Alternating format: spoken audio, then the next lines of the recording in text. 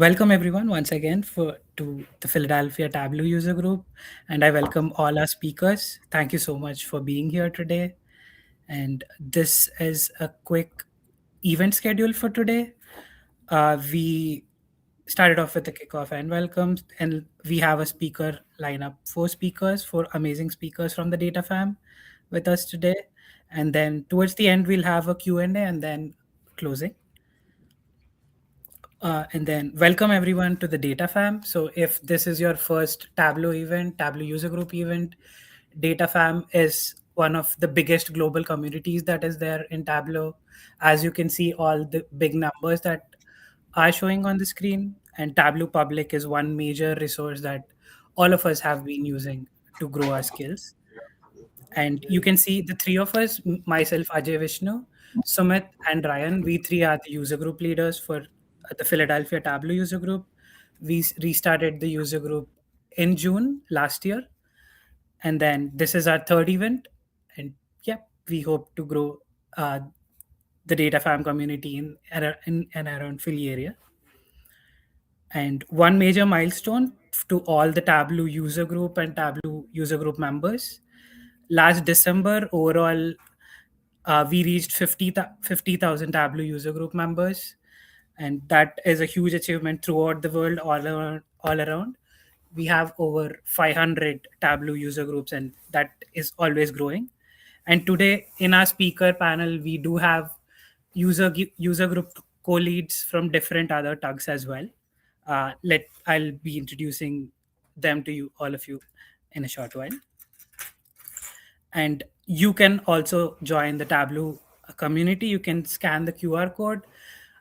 Tableau community recently launched on Slack last year, and we are growing really strong on Slack as well, growing as a community. We have different channels for if you build a viz and want feedback, or you have any questions in Tableau, or anything related to community participation. Everything is there in the Tableau Slack community. Feel free to join it and explore them. And the moment is here, and we do have this amazing speaker lineup today. We have Ryan Soares, Ojosi Basu, Blake Feza, and Sudha Ramakrishnan. All of them, thank you so much for agreeing to speak at the tug. Without further ado, our first speaker for today's event, Ryan Soares, is a lead solution engineer at Salesforce. He is a 2025 Ironviz finalist and also Ironviz fan favorite winner. Personally speaking, I personally voted for Ryan as well. I really loved the way he built the dashboard. I mean, the way we see the data as well. So building the dashboard and telling the story from a perspective of a bird was really inspiring for me. I was amazed looking at the Ironviz competition, and I'm a huge fan to Ryan. So yes, so without any delay, over to you, Ryan. All right. Thanks, And Ajay. And I know this is a hybrid event, but I know we have 15 people on the call. Like, how many people are in person? So I get a sense of the audience. we do have around 10 people here in person. All right. Awesome. Well, yeah, thanks More than everyone. 10 now, but Sorry, what was that, Sumit? Oh, a little more than 10, but yeah. sorry. All right. Awesome. Well, hello to everyone who's virtual on the call and everyone who's in person. And yeah, again, thanks to Ajay and Sumit and the rest of the Philly Tug team for inviting me to speak. Definitely very happy to be here. As Ajay said, my name is Ryan Soares. Currently, I'm a lead solution engineer at Salesforce. So I specialize in the Tableau realm of things, of course. But I just want to talk a bit about myself first before I get into talking about my Tableau journey and kind of how I got to where I am today. I won't be able to stick around till the end for any questions or Q&A. So if you do have any, I'll maybe give around 5 to 10 minutes at the end of my part if there's any questions. So feel free to put them in the chat, or I don't know if people can ask off their mic, but if you can, feel free to do that as well. So yeah, currently I'm in solutions at Salesforce. Before that, I was in consulting. I worked at Deloitte for around 4 years. Over there, I was also doing data visualization as part of the visual analytics practice. So doing a lot of reporting design, data design, and dashboard development as well. I forgot to mention I am based in Canada, so I'm based in Toronto. Very snowy and cold up here at the moment, as I'm sure it is for a lot of you on the east coast of the US. I am a former Tableau ambassador, so I was an ambassador for this year and for 2024 as well. I also co-led the sports Tableau user group with a few others from the community, which was really cool to get up and running. That's been going for the last year and a half now. And as Ajay mentioned, I was a finalist for the Iron Viz competition last year. So that was a really interesting and cool experience to be a part of, and it really helped me see the value and the support of the Tableau community in general. Outside of that, I am a really big sports fan. So I play tennis year round. I play golf as well in the summer when it's warm weather up here in Canada. I also follow basketball and soccer as well. So yeah, sports is a big thing I do outside of work. A reason why I wanted to start the sports Tableau user group. I recently got into books. So like over the last year, I've been starting to read a bit more. I'm into science fiction books right now. So if there's any recommendations, you can shoot those over to me. And I'm also a low-key foodie, and I put low-key because I'm not too like I don't really post about it or talk too much about food, but whenever there's good restaurants or good food places around the city, I definitely like to check those out. Right now in Toronto, there's something called Winterlicious going on, where restaurants put together like a $45, $50 like tasting menu. So that's like my favorite time of the year, where you get to go around and try a lot of different places. Okay, so onto my Tableau journey now, and I'll just switch the slide. So I put together a bit of a timeline just to kind of illustrate things. This is also how I just think about things in my head for how I ultimately got to this point in my career. And it really breaks down into a few different phases. So firstly, I have my university days. So I went to the University of Waterloo and Wilfrid Laurier University, which is about an hour and a half away from Toronto. And I did business administration and computer science. So it's a bit of business knowledge, also technical knowledge as well. So kind of mixing those two in my degree. So I was in school from 2015 to 2020. And I was fortunate that in my program, I had a co-op, which is kind of like paid internships. So I got good work experience, actual work experience. I did 4 at a Big 5 bank here in Canada, and then 1 at another financial institution.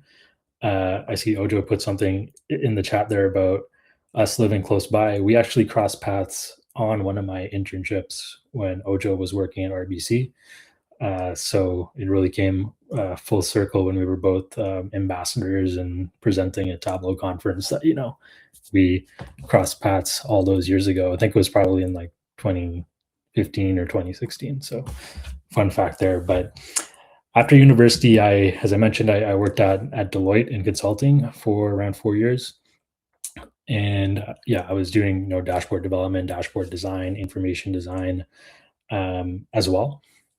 And now I'm at Salesforce in a solution engineering role for Tableau. So professionally, that's kind of how my journey has gone over these last 9 years.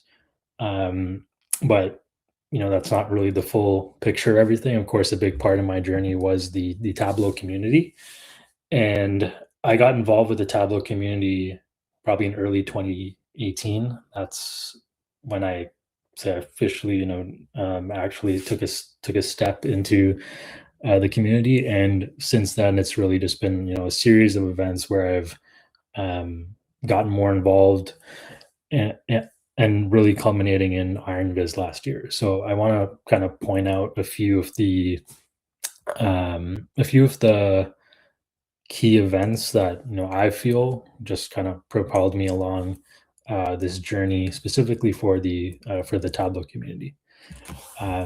So firstly was my first Tableau public visualization, and my involvement with the community has mainly been through publishing things on Tableau Public. If you're familiar with Tableau Public, there's a whole community of people there who share their work, and you're able to learn best practices, learn about new features, and really grow your data visualization skill set by learning from other people.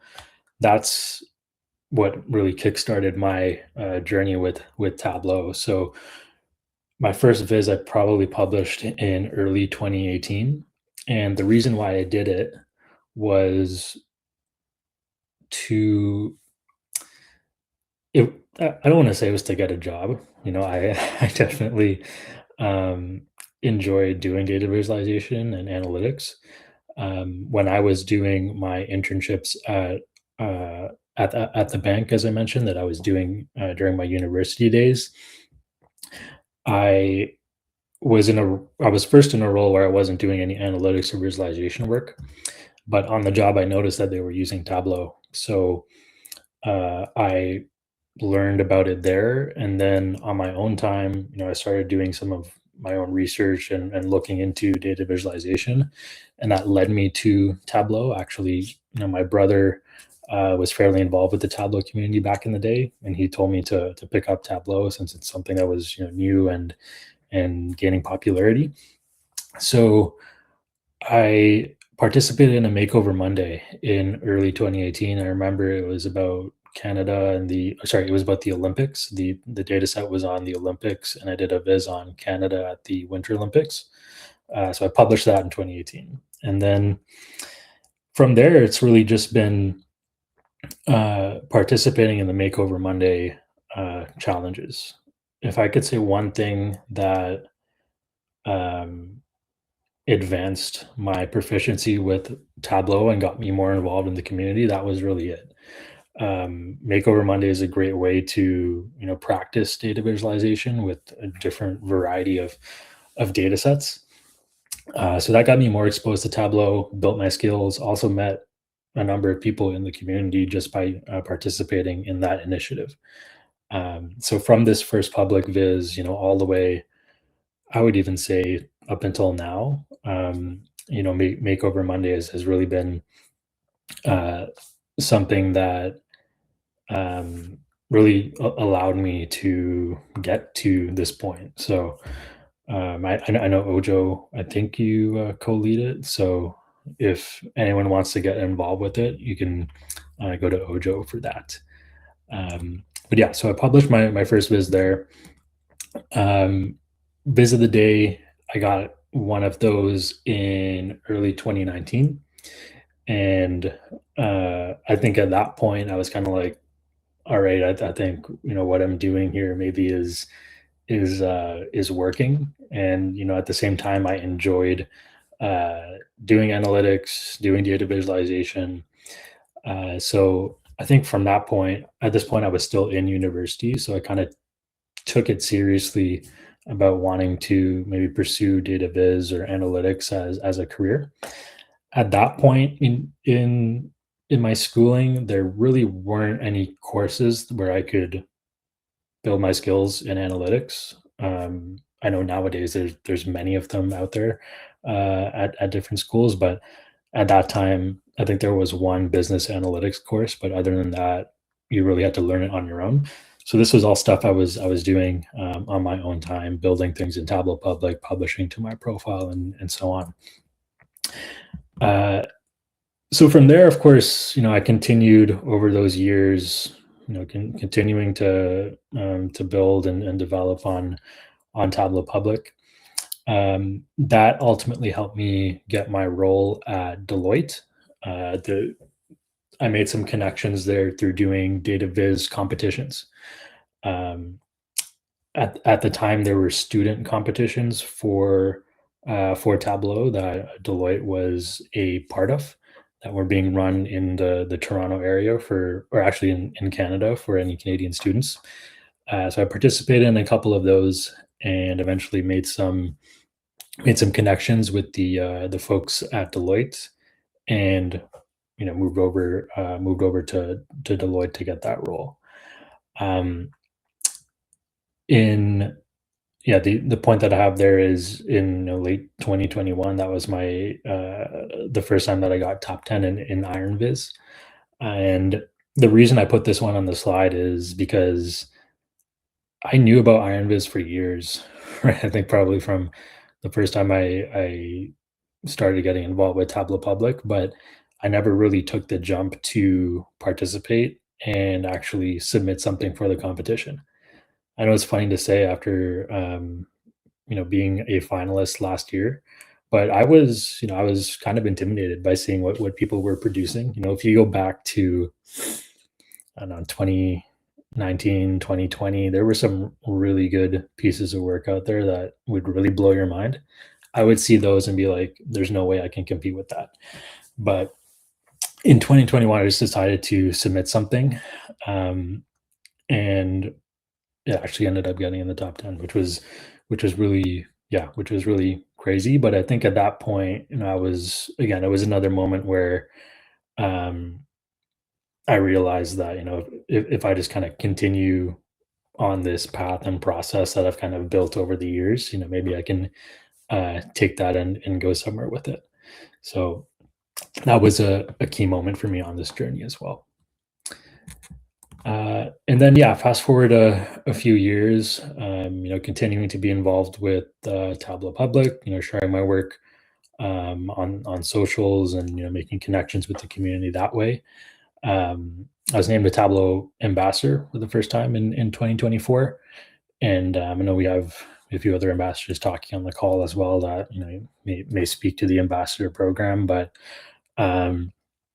it's a great thing to aspire to because it really signifies you as a community leader.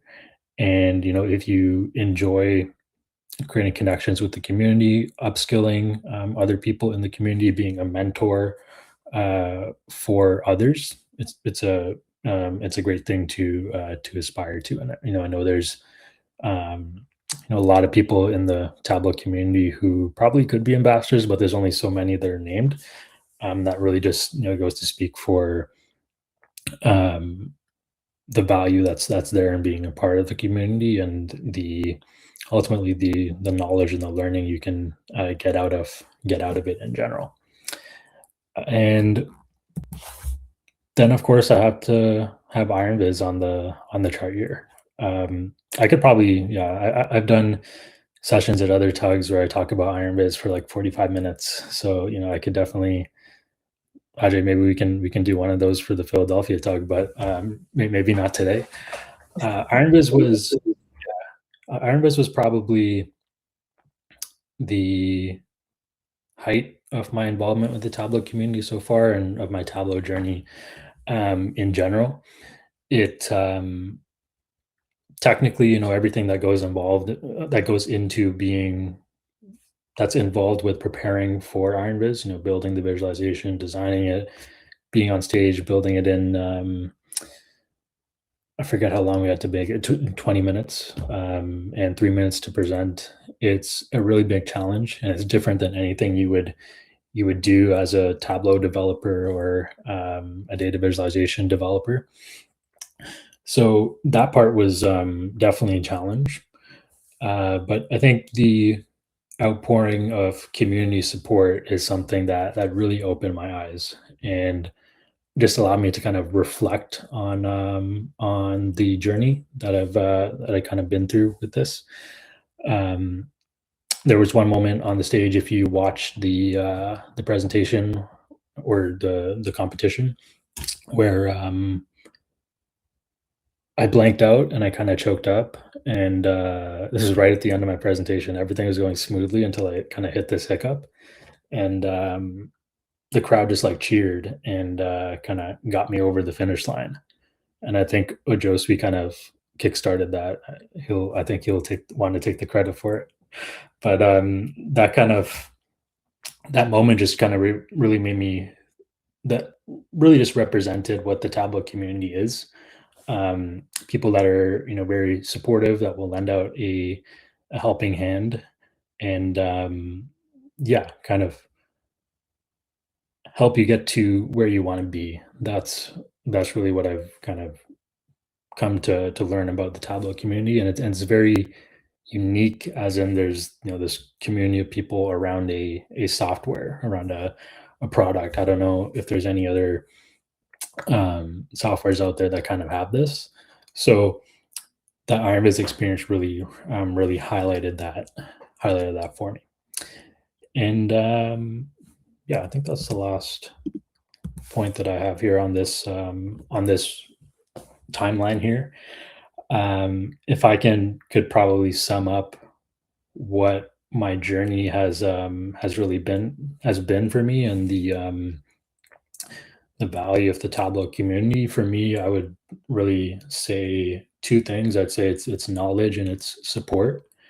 For me, it's mainly been through Tableau Public.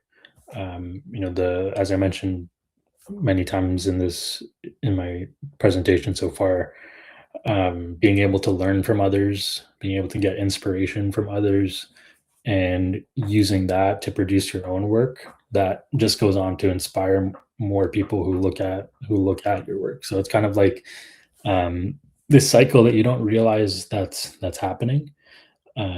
But when for me, when I was on stage at IronViz, I could definitely feel that when you're there. And the second kind of point there was support. People are so helpful. People want to see you succeed, and that's something that I think is very, very unique about this community, where people can interact with each other through social media, where you don't see people face to face for a while, but when people meet up at a Tableau conference or other events, it's like they've been friends for years. So that's something that's very unique about the community, and that's why I've wanted to be why I've been a part of it for all these years. So I think that brings me to the end of what I wanted to talk about here. If there's any questions, or if anyone wants to know anything further, I think we have 10 minutes until the next speaker. So feel free to ask me any questions if anyone has any. Okay, I'm just going to summarize your question just so that I understand it. Are you asking about like the connection between what you might see or produce on Tableau Public and something you might do in a kind of business focused scenario? Okay. Yeah, so on that, I think it depends how you use Tableau Public, right? For me, I do a lot of business dashboard. I mean, in my time in consulting, I did a lot of business dashboards, business focused dashboards for executives, for people working in finance, for example. I didn't really publish those to Tableau Public. I use Tableau Public for more creative type of work. Things I wouldn't really do on a day-to-day basis on the job. Allow me to be more, creative, use different capabilities and features in Tableau, create data art in some cases. People use Tableau Public for more creative means. But you can use Tableau Public for business-focused dashboards as well. I think if you look at the Biz of the Days, every week there are a few business-focused dashboards. So for those, you can take the best practices, things like color choice, accessibility considerations, things like that. Seeing how they've built those dashboards, you could even download it off of Tableau Public, reverse engineer, see how people have done things, and then apply that to your own work in your role. That can elevate the quality of your dashboards as well. So yeah, I would say look for those business focused examples on Tableau Public. See if you can download them, and then kind of take the elements of those and apply them to your work. That's how you can kind of tie the two together. Okay, thank you. Hey Ryan, we have one more question from the room. Hey Ryan, Parth here from IgonX. I just wanted to understand where you get inspiration to create visualizations other than your actual work. Like, do you come across data and you think that, oh my God, this is like perfect for something that I had in mind? Or do you like constantly keep looking at the public forums and just take inspiration from there? Yeah, I think it's a combination of both. I would say data-wise, it's a lot from just my personal interests and things I follow or look at, day to day. Like if you see my profile, you're going to see a lot of sports data visualizations and different topics related to the NBA or the UFC or different types of sports, and that's just because my social media.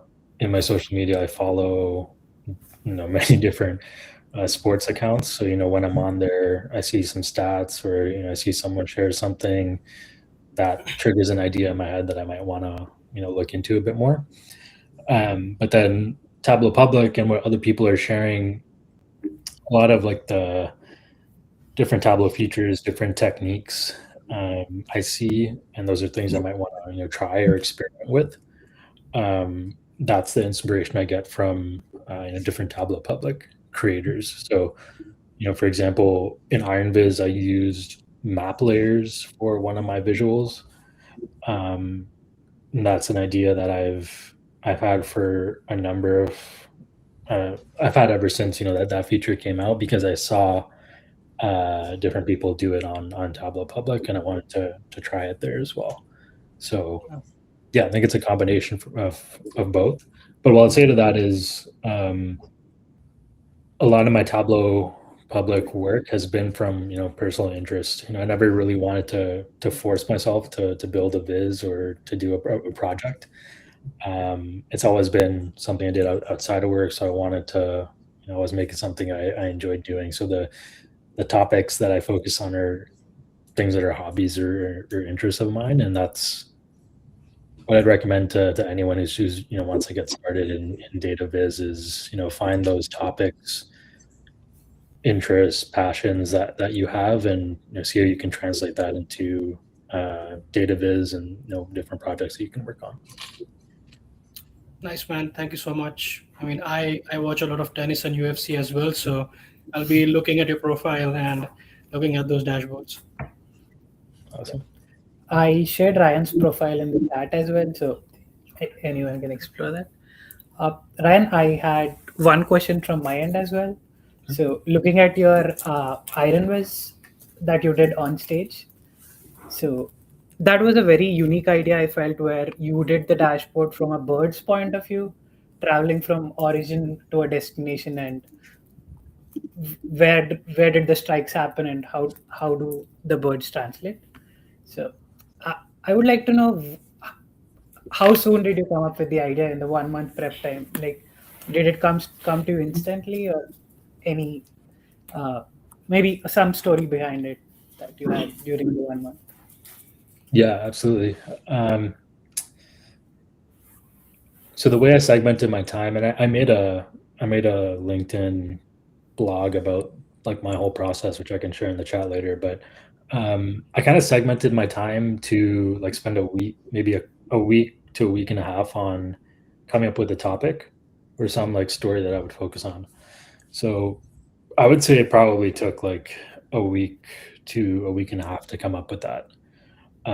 Doing a lot of research, seeing what was out there already about the topic of wildlife strikes, and all the different work out there on Tableau Public on this topic. I think that's really what triggered my idea, is because when just go search wildlife strikes on Tableau Public, you'll see so many visualizations about the topic. And I saw that everything was focused on like the human standpoint of it, aircraft safety and stuff like that. So then I was like, yeah, I want to do something a bit different. I want people to remember the story. So yeah, that's kind of how I developed that, and then just went down the direction of the bird. Awesome. Yeah, that definitely worked. That is one of my favorite data storytelling aspect. I really loved it. Thank you. Yes, I think Jeb has a question as well. That I do. Good to hear from you, Ryan. I really enjoyed your presentation, your journey here. I was curious if you had something in mind that was a feature, a dashboard, or something that you were working on that was maybe underappreciated, or what was your favorite, thing that you made that maybe didn't land, or something that maybe you spent a lot of time on that you were excited about. I'm just curious, maybe if you had a diamond in the rough, something that you really loved that maybe didn't get as much exposure as you really wanted. Curious if you had a story on that. That's an awesome question. Man, nothing jumps out to me immediately in my head. And that doesn't mean everything that I've made has been good. But I think maybe not exactly that would answer your question perfectly, but I mentioned my first IronViz top 10 that I did after years of just being intimidated by other people's work. At that time, I was sharing my work publicly on whatever it is. At the time, I think I was doing it on Twitter, which is now X. I didn't share that one because I felt like I felt like it wouldn't stack up to the work that other people did. Whereas, when I was doing all these other visualizations, I would, share them publicly, try to get feedback and stuff. But that one I didn't. And, I don't know the exact reason at the time, but I think I probably didn't feel like it was my best or worthy of IronViz, or for whatever reason I didn't share it. But I felt like I did a decent job for the time that I had for IronViz, and this was back in 2021. But as I said, that one ended up actually coming in the top 10. So yeah, I think, again, it's not answering your question exactly, Jeb, and I can probably think about that better and get back to you. But there's a lot of work that I have done that doesn't see the light of day on my profile, where I publish things. Maybe the idea doesn't work, or features wise it doesn't work out, which I don't actually release. So maybe that's another reason why I maybe don't have an answer, is because I don't publish things that I don't think are my best work. But yeah, I'll think about that one, Joe. Great question. And that was in my mind, like, you probably won't publish what you think that's not best. So that's a good way to answer that question. You're right. But I don't. I'm not saying that all my work is great. Like there's things that there's things that I haven't done as well. There's things that I have, but that's an excellent question, Jeb. Jeb, do you have any other question? I do not. That was an awesome answer. I really appreciate it. I was looking through your Tableau Public there. What viz was it that you got top 10? That was your first one. So I have a section on IronViz. It was the 10 Seconds of Glory. It was about Shark Tank. It was about the 100 meters.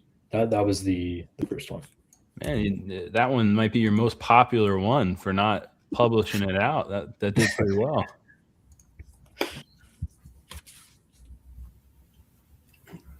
No, like I said, it was like years of seeing people's work and just being intimidated by it, and yeah, just I guess not being the most confident in what I could do. But yeah, after that point, I think I was maybe believed in myself a bit more. So Awesome. Does anyone else online have any questions for Ryan?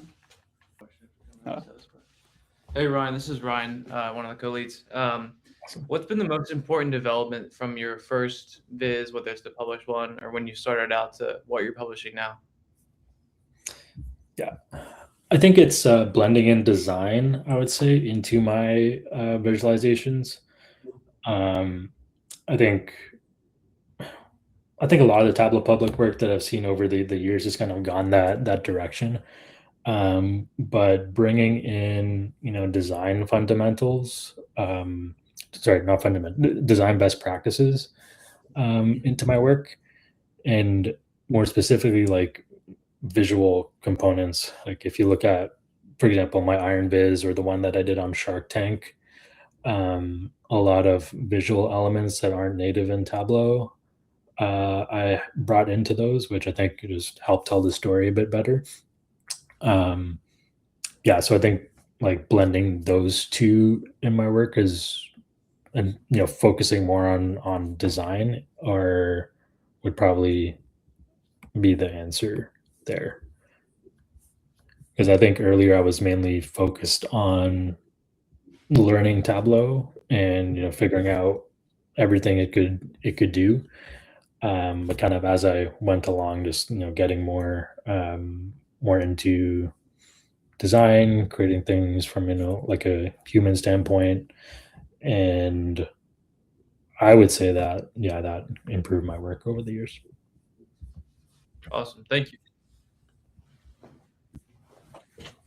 All right. Anyone else got any questions? Okay, awesome. Well, thank you so much for presenting, Ryan. It was great to see your journey from publishing on W Public to being Iron Viz finalist and fan favorite award. Thank you so much, and we really appreciate you joining.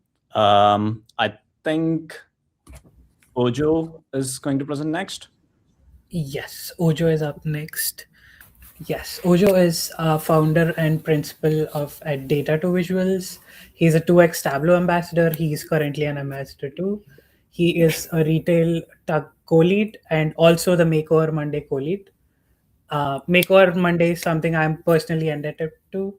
Even Blake is also a Makeover Monday co-lead. He's also one of our speakers here. If anyone did not try Makeover Monday yet, I definitely would recommend that to build your profile, try out new visuals, try out new data sets as well. I'm sure Ojo and Blake will give a little more details about that. So thank you, Ryan, for such a fantastic presentation. Ajay and Sumit for hosting today's event. You're so kind to invite me, and I'm very happy that I get a chance to bring some of my craziness and energy to this community user group meeting. Without much, I don't have any hands-on to share, and that's a shame. But here's a bit about myself. So that QR code will take you, hopefully, to my LinkedIn profile. And everything that I'm doing these days is going on LinkedIn. If I'm spending time with my 8-year-old, soon to be 9-year-old kid, that's also going on LinkedIn. It's like my alter ego. As mentioned, I'm very kind that the Tableau community found me as one of their ambassadors. It's only my second year as an ambassador, and it's been a long journey for me. When I look at Ryan's journey, let me take you to Ryan's journey. This journey could be anybody's journey, right? And that's the beauty of being in the Tableau community, is once you start becoming committed to community projects, or once you start putting your work out there, then these things will organically happen. Ryan's journey is no different from my journey. And when you hear Blake's journey or Sudha's journey, you will find that there are so many commonalities. Blake and I literally are like mirror images. We co-lead the Retail Tug, we co-lead the Makeover Monday project now, and just to make it even crazier, I'm leaving Ryan's neighborhood and heading towards Blake's neighborhood because that's how we roll. Jokes apart, everything that I've achieved in the DataFam ecosystem is because I've had great mentors, I've had great inspiration, I've had the support of the community, their belief, and I couldn't have achieved half of anything had I had not gotten this support or had I not had this community behind me.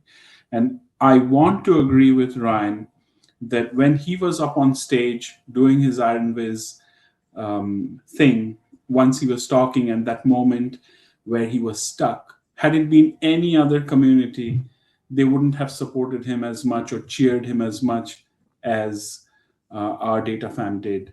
So yes, I'm biased because the centerpiece of this Tableau ecosystem, of the success that Salesforce Tableau has had over the years, and I've been witness to that, is because primarily of the people who are DataFam, people like you who have decided to spend an hour and a half looking at the decks we have to share or the stories we have to tell.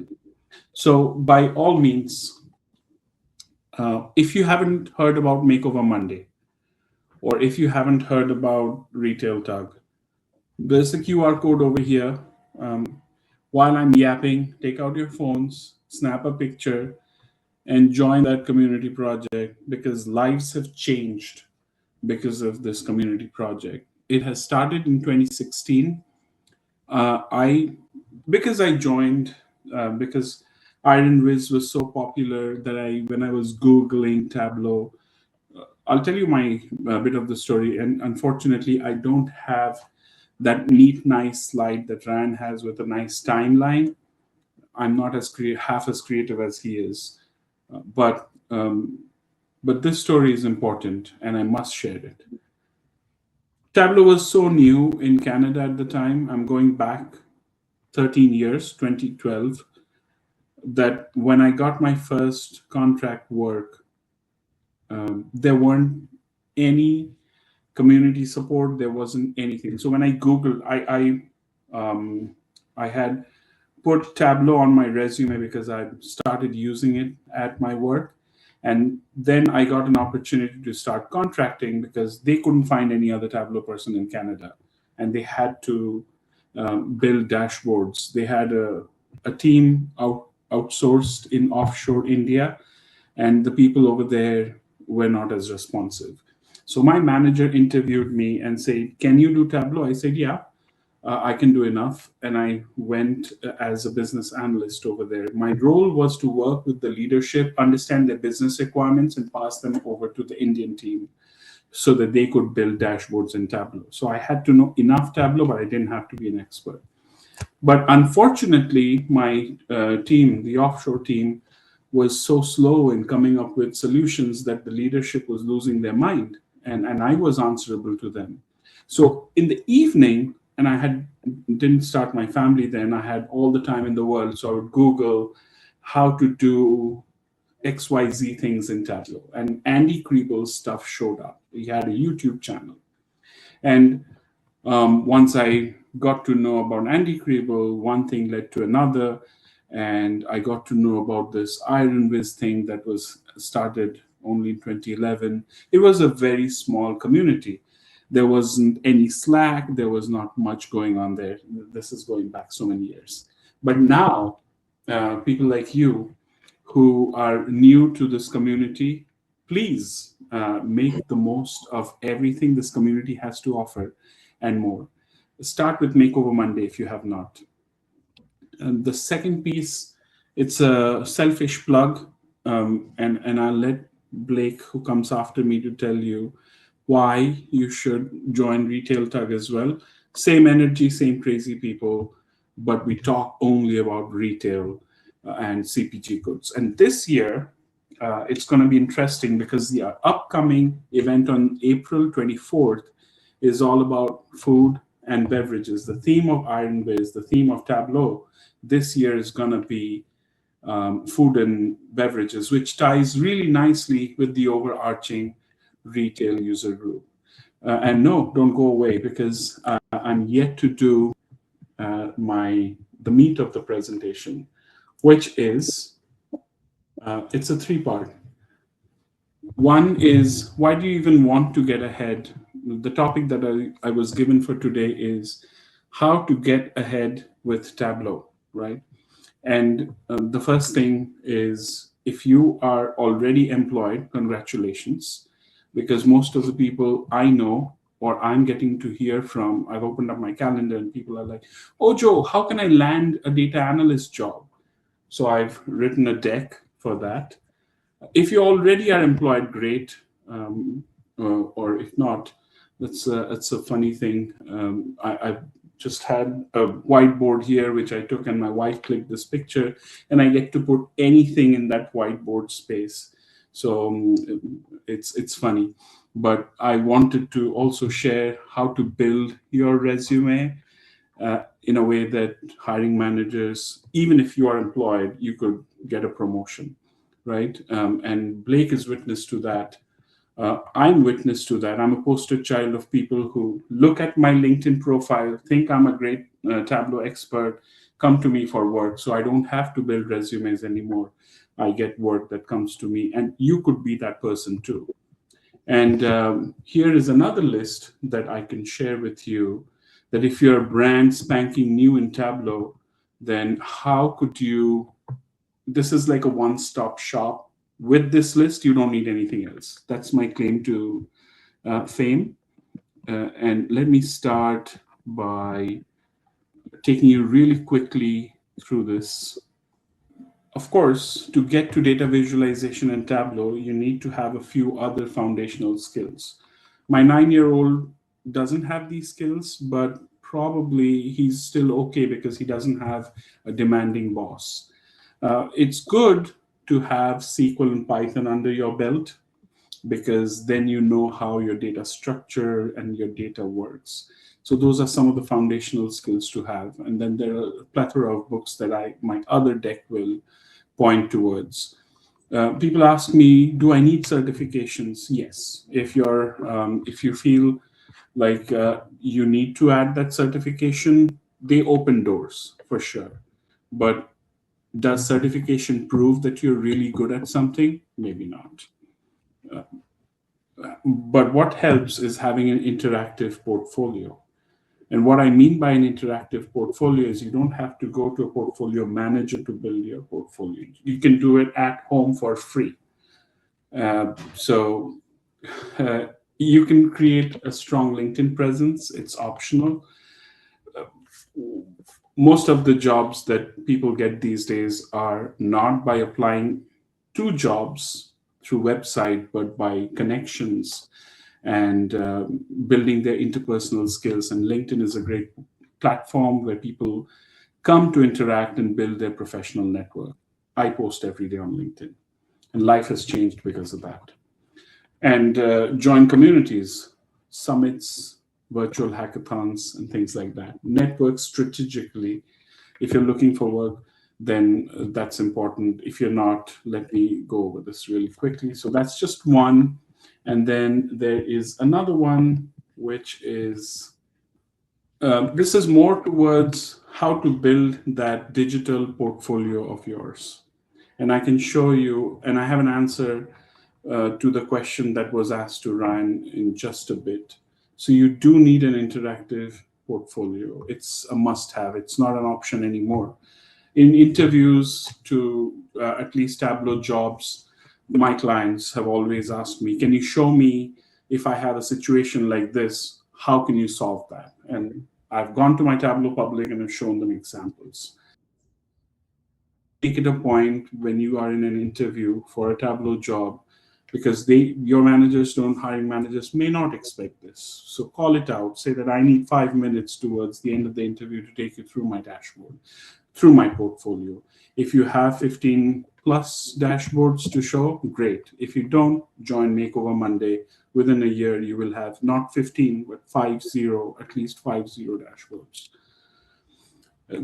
That's a way you can prove your value. And here's my 3-step portfolio plan. Step 1, download Tableau Desktop Public. If your is expensive, this is free.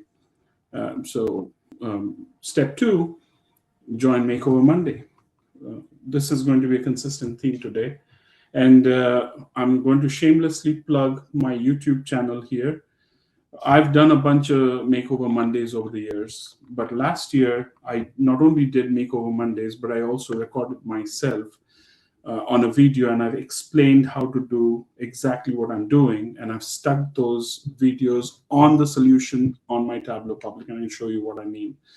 That way, you not only get to see all the other free resources like a la Andy Kriebel or any other beautiful dashboard out there, some videos how to build, but you can also tune into my YouTube channel. And step 3 is, now that you have built a dashboard, publish the dashboard to Tableau Public.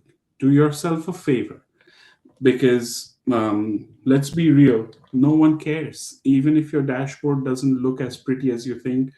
I'm polar opposite to what Ryan said, and I have all the respect for Ryan, but I'm funneling Andy Kriebel's words here. Don't be shy. Publish your work on Tableau Public, right?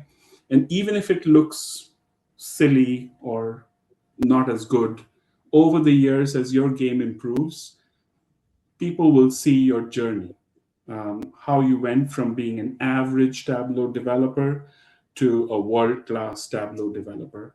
In 15 years and 12 years, I don't have a VOTD, a Viz of the Day. None of my dashboards look interesting, but at least, hey, I have more than 250 dashboards out there on Tableau Public. These are the QR codes. Take a moment, grab your phone, take a picture, and you can then subscribe to them later. All right, and now the last piece, and I'm happy to share these documents with the leaders today after the call so that they can stick it in URLs when they send out a social blast. And if you're like, oh, Joe, I don't even know where to get started. I'm so new that Tableau is a word that I'm hearing for the first time. Or you have friends who don't know about Tableau. You can take this list from me, do them a favor and share it with them. These are the first one is Tableau Tim, an absolute star. I met him in person at the rooftop last year at the conference. If you are in the neighborhood, then do attend the conference. It's like, for me, my first conference way back in 2017 was Charlie in the Chocolate Factory. I knew no one. I was an outsider. I was amazed meeting these real world giants. I'd seen them for 5 years. The Flurledge twins, Andy Kriebel, the Jonathan Drummey, Steve Wexler. Oh my God, these are Andy Codgreave. These are some of the giants whom I had followed since 2012 till 2017 when I first met them. They were like, wow, this is amazing. And I now get to work with some of them. I get to present. So it's been a very gratifying journey for me. And my journey, Ryan's journey, anyone's journey who's been at least here and doing something good can be your journey too, right? So if you don't know what Tableau is, follow that link. Tableau Tim explains what is Tableau, and my 9-year-old gets it. Crash course by Tableau Tim. That's also a 3-hour, 44-minute investment. You can watch it in parts. If you watch that entirely, you will know enough Tableau to be doing it on your own.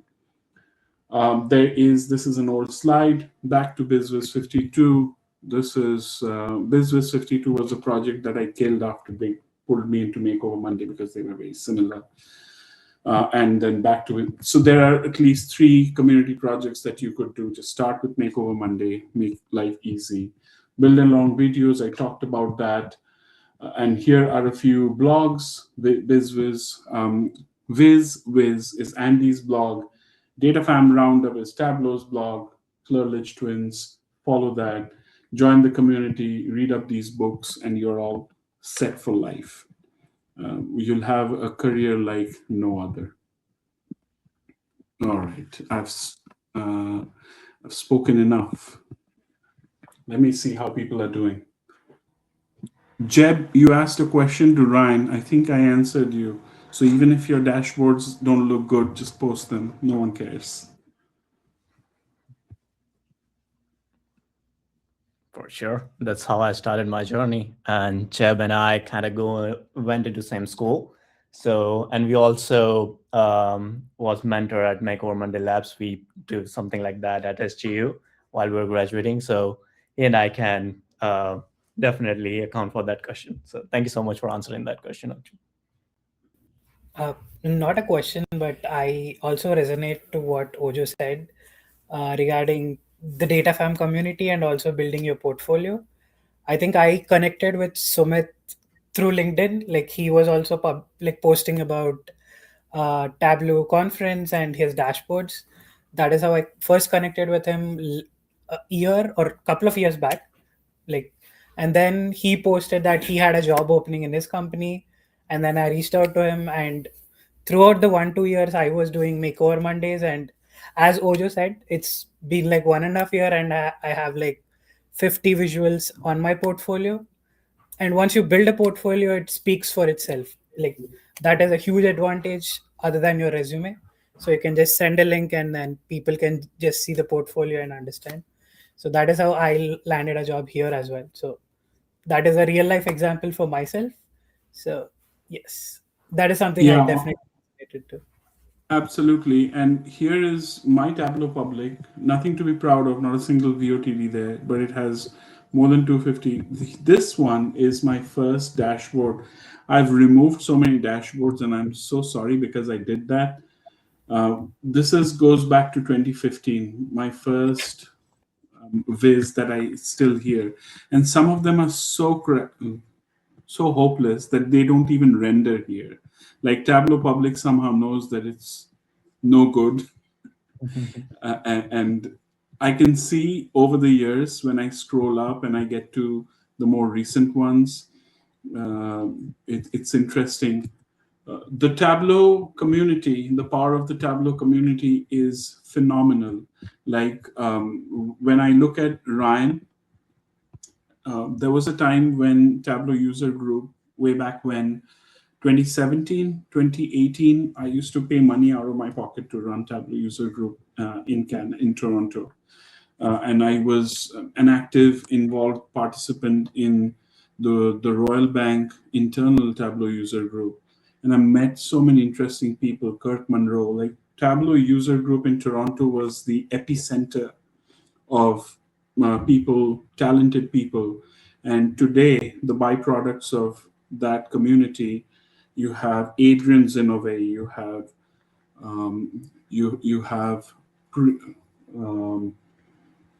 I'm not getting the name, Harim, who was speaking in the conference last year.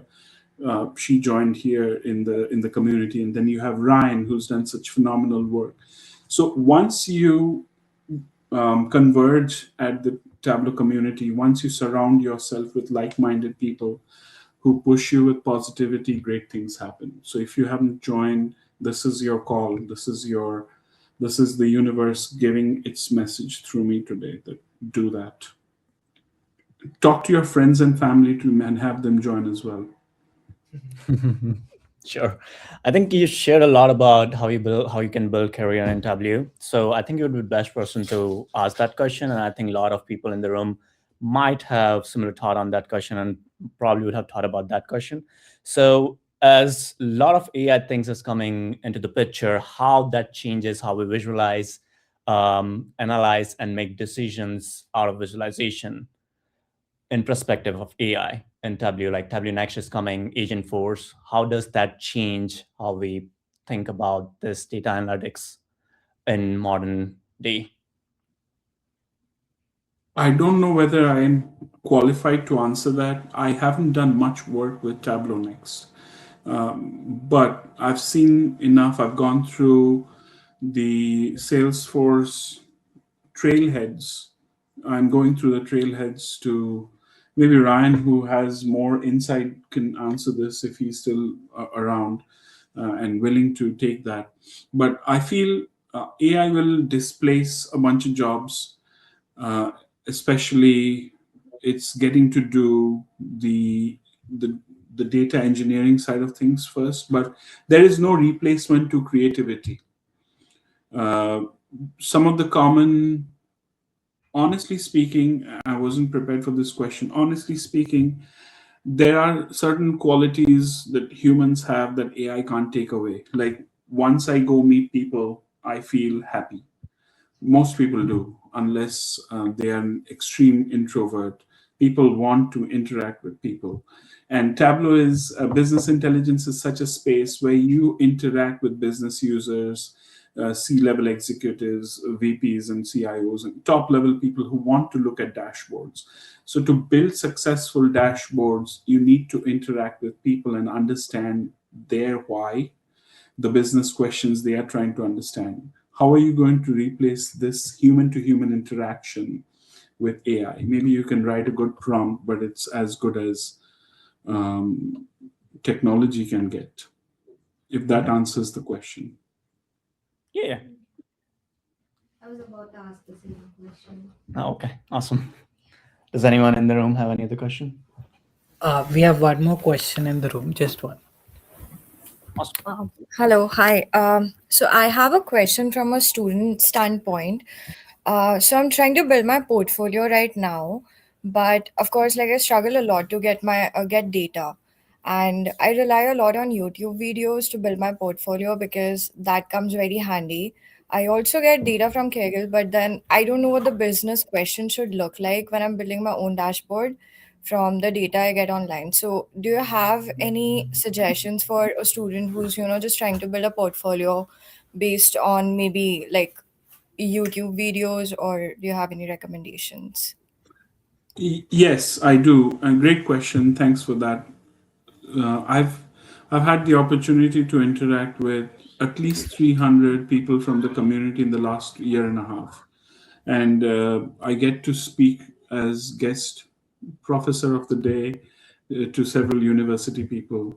Makeover Monday. Let's talk about these in two parts. So when you talk about a portfolio, you can do so many things, right? Have a resume, do your Kaggle dashboard, data sets, D3, or anything. You could, like, a portfolio differs between what kind of job you want to do. Like, but I'm assuming that you want me to answer about getting a Tableau job or a data analyst job.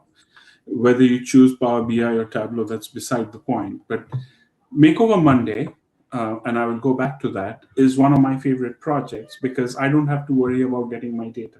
Once I get the data, I try to look at what the original article or the original post, what story was it trying to tell?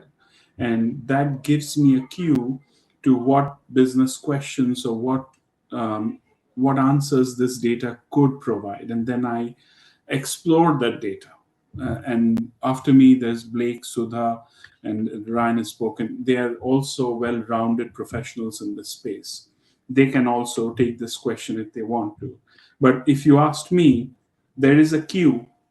You get a data set, and then you build on that insight, and you produce something and you publish it. So now your portfolio on Tableau Public, like I have more than 250 dashboards.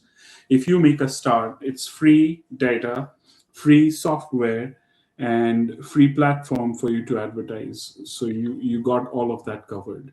And I hope that I was able to answer your question about how can I answer or how can I build towards a use case. So that use case would be in the original post of Makeover Monday. Awesome. Thank you. Should I show really quickly how a Makeover Monday page looks like? Yes, I guess that would help. I also posted the link in the chat for anyone. Yes. But yeah. So as soon as I come to Makeover Monday, this is the page. We have now this year, 2026, we have 4 data sets that were published. Let's look at this one because this is the last one I recently did. So when I click on that, it takes me to the original story. This is the Maestro project, timeline of women and non-binary conductors in or music directors on Broadway. Broadway is for art, right? And conductors and music directors. So we right away know that this data set is going to be about music. It's going to be about Broadway and things like that. And now we see there's a timeline over here of how many women and non-binary people were there. So that's just an example. Now you can go back, have a look at, once you now know the context, you can then go ahead and download that data. And when I click on that, it takes us to the data world, and I can click on this download button and download the flat file, typically Makeover Monday CSV or Excel.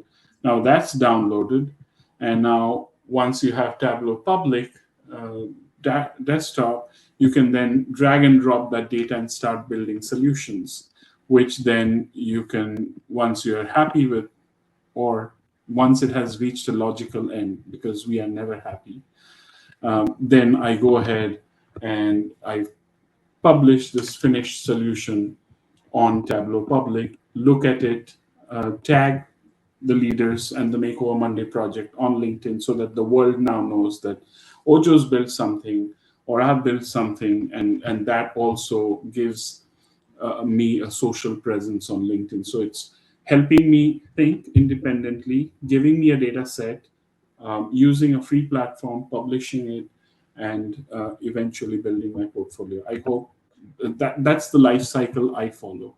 And to be so kind to myself so that I don't forget and my aging brain doesn't forget, I have a YouTube channel where I upload those videos. Let me take an example of one of those that I did once this renders. And here, I hope this is the one. This is one of the examples where I finished something and then I stuck a build along tab to it, a build along, and when I click on this, it will explain how I built it. So if you like something here and it has a build along with it, most of the Makeover Monday projects that I finished last year have a build along to it. You can click on it and you can enjoy and build along with it. Awesome. Thank you so much. That was really helpful. Thank you. Yes, as Ryan mentioned in the chat as well, so you can always go to Tableau Public, download some work that you love, and then you can reverse engineer stuff. And make sure if you build something from someone's dashboard, give them credits as well. So that's a great practice in the DataFam. So keep doing that. Awesome. Thanks a lot, Sujo. Oh, yes. We have just one more question, Ojo. Just give me one more. Thanks. Hi. I was just wondering, with your experience, which you have like over a decade, what were the trend? What was the trend towards the industries that were using Tableau? Like, where was it popular in the beginning? Where did it get spread more quickly? Where do you see it going? And as of myself, I work in the industry of wine and spirits, the liquor in general. Have you ever had like experience in that direction? Like, is it doing well there or not? So all of that. Thanks. A great question. So if you are in the beverages industry, join us on April 24th because our presenters are also from the wine and beverage industry. And they can also answer this question because they are more hands-on there. I've worked across the board, to be honest. Retail was a place of my focus when I was starting out. Walmart, Target, big names, Shoppers Drug Mart, and a whole bunch of them. in North America cross-border. But across industries, Tableau is one of the most popular products out there. And the reason for its popularity at the very heart is the community that we are so happy and so proud of. If you Tableau was a very heart-led project 15 years back. My mentor, Andy Kriebel, talks about it very fondly, as if everybody who did Tableau is part of his family. And he runs Next Level Tableau and the community. Blake can probably speak to that. Both of us met. Blake and I met at Next Level Tableau, and he became my accountability partner there. It's more to do with the excellence that you pursue. I'm not worried about the future of Tableau because there is nothing else that I love outside Tableau anymore. Like I knew a whole bunch of things. I knew Java programming. I could do a whole bunch of things, and now I don't have any time left to do any of that but Tableau because my priorities have shifted, and everything else I knew I cared to forget. And it's still keeping food on the plate, and I'm still clearing decent money. And I know for the next 10, 15 years, I can still make a career out of it. I hope that answers your question. Thank you. Thank you. We do have one more question from Darshana in the chat, but keeping the time in mind, we'll go to our next presenter for now. But we do have time in the end for Q&A. So we'll definitely cover that towards the end. Ajay, thank you. And Sumit, I'm not sure if I can hang out here for any longer. It's very upsetting. I wanted to see Sudha and Blake present. I may be here for the next 15 minutes, but I don't think I'll be here till all the way. So I must thank you, Ajay, Sumit, and the leadership who thought of inviting me to this user group. I live to speak at these user group meetings, and if there is any energy or even 1% of my happiness and my commitment to this Tableau DataFam thing, if I can transfer to you, my day's work is done. But it's a pleasure speaking to you, and thank you all for hanging around here with me and giving me a patient listen. Thanks so much, Ojo. Appreciate it. Yeah, it was a lovely presentation, and definitely more than 1%. We are getting it over here. So thank you so much. Yeah, thank you. So next up, we have Blake joining us, all the way from Texas. So Blake is also a Tableau Ambassador 2025. He's also a Retail Tag co-lead and the Makeover Monday co-lead. So on to you, Blake. All right. Well, first and foremost, I want to start off by saying thank you, Ajay and Sumit, for hosting this Tableau Ambassador Journey get-together today. Honored to be featured, and thank you to both Ryan and Ojo for setting the stage up before me. But I do want to kick us off with my journey that, as far as years go, is a little bit shorter than both Ryan and Ojo, but it is a lot packed into about 5 years. And I wanted to take you guys as far back as I thought would be interesting, which lands us in March of 2021, which is actually when I first heard Tableau as a word ever. So if I go ahead and click here, the first whisper I ever heard of Tableau came during the COVID years, right after I'd actually finished up in university with a math degree and was looking for a job in data.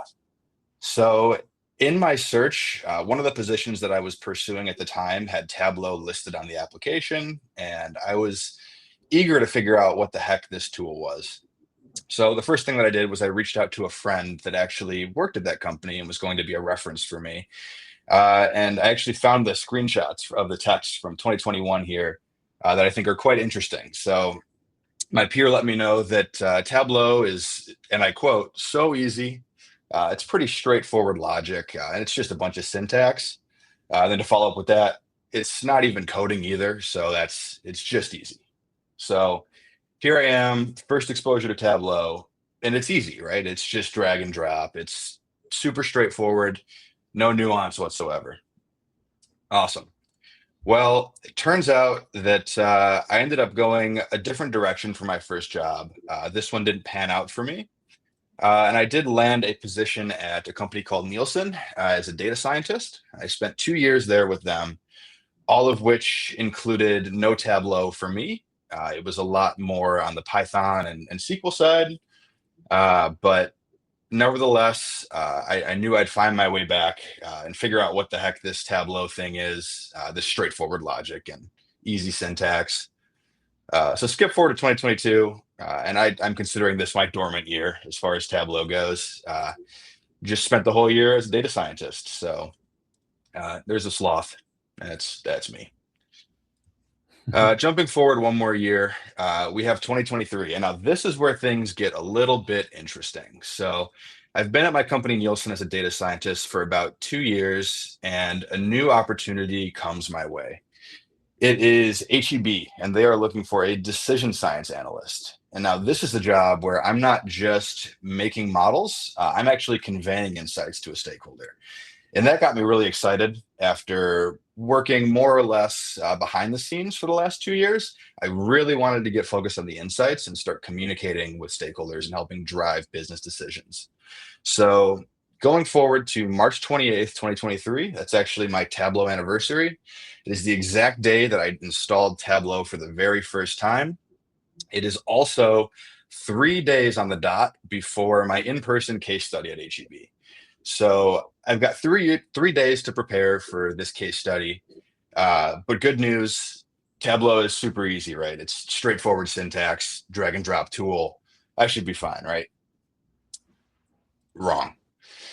I jumped into that case study, and man, did I not do a great job. I, looking back, would say that I bombed this case study, especially because I went into that conversation listing myself as proficient in Tableau. I took a couple courses on DataCamp and familiarized myself with things like the Show Me shelf and the very 101 level Tableau skill set. But really, when it came to something as generally simple as like a calculated field, I was struggling pretty heavily. Don't even get me started on parameters or sets or anything like that at this time. It was very early on. Fortunately, and I'm very thankful, Matt Huff, who's actually another Tableau Tableau ambassador, excuse me, took a chance on me. Fortunately, this case study wasn't enough to deter him from me, and he gave me a shot. So I landed a position at HEB, and at this point, I'm working much more regularly in Tableau. And for about 6 months, I'm practicing both in the work context, and additionally, a big focus of Matt's at the time was Makeover Monday. So every week I was spending 30 minutes to an hour practicing with a completely work adjacent data set, just learning the tool and familiarizing myself. And so that takes us up to the next point here in December of 2023. This is actually the first Makeover Monday visualization that I ever published on Tableau Public. So it's worth noting that this was not the first thing that I ever created in Tableau. It's also not all that crazy and exciting. It was the first thing that I felt comfortable sharing at this time. If I could go back to talk to past Blake, I would definitely say, please be posting more stuff on Tableau Public so that I could look back and have a little bit more of a footprint to the things that I was originally working on. But that's all right. It's pretty early on. And again, the picture of myself and Matt Huff at Tableau conference, very thankful that this man took a chance. And yeah, let me get to practicing Tableau. So moving into 2024, this is what I described as the year of acceleration for me. So the first big jump that I made in 2024 was I went out and I signed up for Next Level Tableau with Andy Kriebel in February. This was a big risk for me because, I'd obviously heard of all of the different free resources and great power in the Tableau community to learn the tool. And I really felt like that would be enough. I talked with Andy on and off about, committing to something and really laying down, a monetary commitment device here by investing in a program like Next Level Tableau. And it really did pay off for me. I was in training sessions every week, publishing things more than ever, and really learning a lot of the fundamentals that carried through with me even to this day. I'm still learning things in this program. Along that journey, I did want to shout out the first time that I did a Workout Wednesday. So this was in March of 2024. And if you haven't heard of Workout Wednesday, similar to Makeover Monday, it's another community project where the goal this time is, instead of revisualizing a data set, the goal is actually to replicate as close to one-to-one as possible the Tableau dashboard that they share every week. So a very intimidating challenge, I think. When I was first getting started out, I knew that Workout Wednesday was built to have some tricks inside and really scratch every corner of the tool. So I was very frightened. I didn't know how I was going to solve some of these problems. But shout out to Sean Miller, actually, Hipster Viz Ninja. If you've heard of him, he helped me get my confidence up here. He would actually live stream himself working through the Workout Wednesdays every week. And I was an avid consumer of those live streams on YouTube, watching him go through these problems and seeing that even a visionary like Sean also spends quite a bit of time solving some of those difficult problems. So moving forward here to the next dot, actually Ojo re-enters the conversation here. Ojo, myself, and Matt Huff, we kickstarted the Retail and Consumer Goods Tableau user group. So you heard about it a little bit ago. I'll just tell you a little bit again. We've been going for over a year now, and the tug is moving strong. We're sharing content roughly once a quarter. It's a little bit more frequent than that. And yeah, this was a big step for me on my Tableau journey to really start to give back in a different capacity than just sharing things out on Tableau Public and LinkedIn. This was more about orchestrating events and really encouraging that group learning environment, much like we have today at the Philly Tug. And then next up, and rounding out my 2024, I spent the entire month of October working on my first IronViz qualifier submission. And this was, at the time, far and away the most amount of time I'd spent on a single visualization, especially one that was for fun and not tied directly to my work. And yeah, looking back, I'm really happy with the way that this one turned out. I learned a ton along the way. And yeah, this is just a reminder to myself that, putting a bunch of time and effort into something, even if it really is just for you at the end of the day, is incredibly rewarding and fulfilling.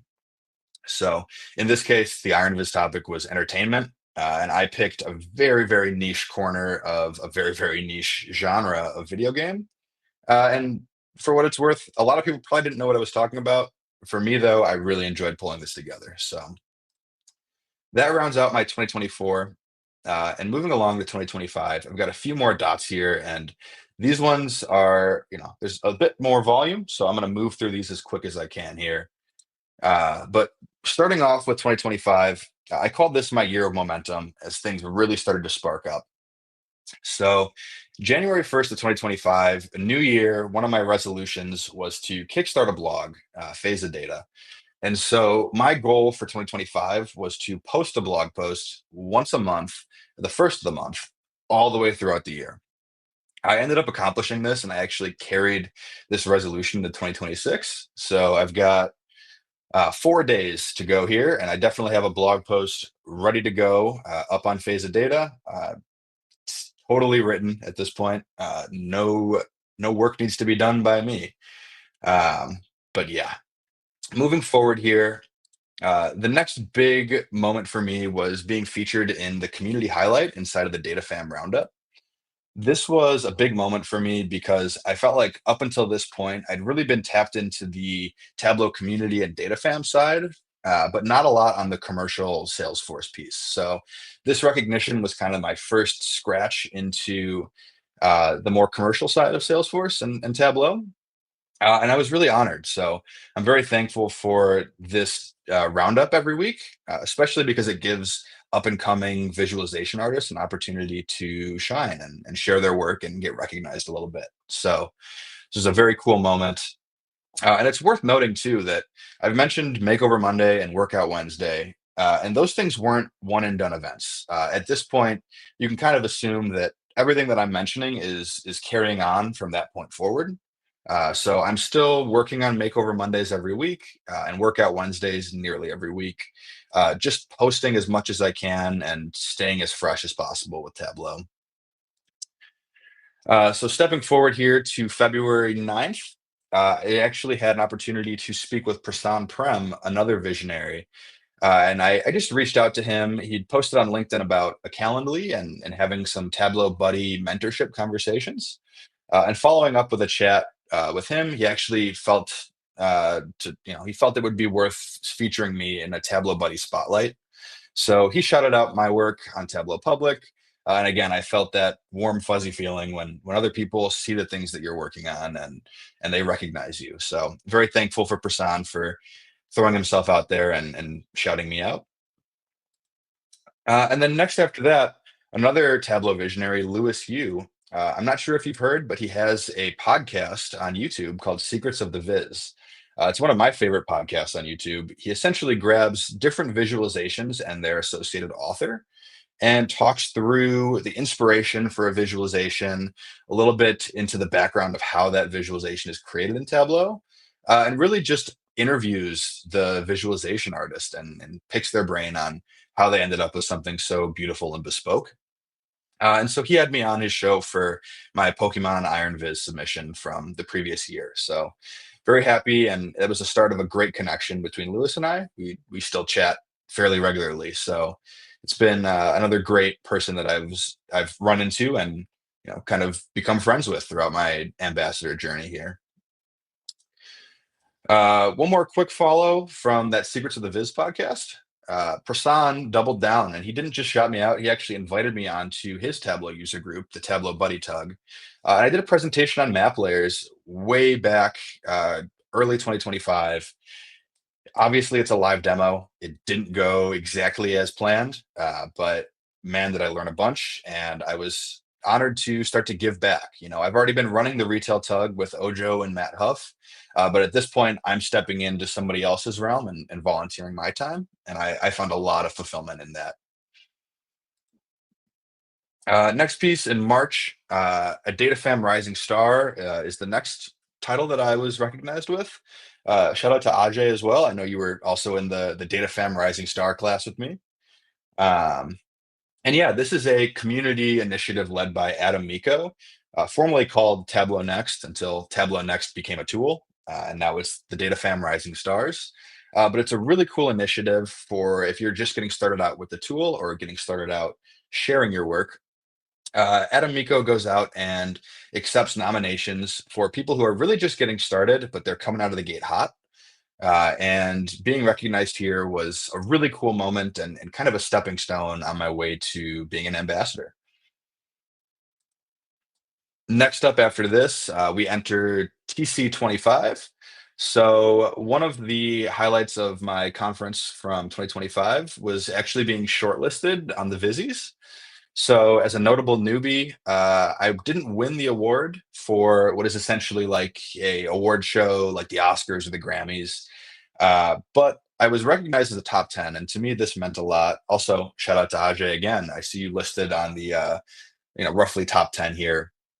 But yeah, this was another really cool moment where I was giving a lot of time and energy into the community, and I started to feel that time and energy given back to me. So it's nice to know that you're not just shouting into a void. There are people out there, and they appreciate the work that you're putting in. And then rounding out Tableau conference, there were two other big highlights from this. First of which is I spoke for the first time alongside Matt Huff at Tableau conference. So him and I gave a presentation about how HEB and our team on the retail media operation goes about delivering dashboards. It was a really stressful but fulfilling experience to go up on a stage and present at conference. And I'm really happy to have done that. And then additionally, the retail tug in this same event went out and we hosted our first in-person event at conference. So lots of big wins for me at Tableau Conference 2025. And yeah, it was really just a catalyst for meeting a lot of these people that I'd started to be connected with online over the past year or so. So fast forward to September 4th of 2025, and that was the day that the 2025 Tableau ambassadors were announced. And I did, in fact, make the cut along with all these other wonderful speakers here today. And yeah, this was, again, just a great moment where you feel that recognition and just genuine appreciation for all of that time and energy that you put in. I think the title just kind of came naturally as a follow to that. So next up on the list, I mentioned that Matt Huff and I spoke at the Tableau Conference 2025. That is now actually recorded. Shout out to Chris McClellan, who runs the Team DataFam Tableau user group. He's got tons and tons of content up on YouTube now, and he essentially hosts a tug for the speakers. So we came there to get our presentation recorded and uploaded.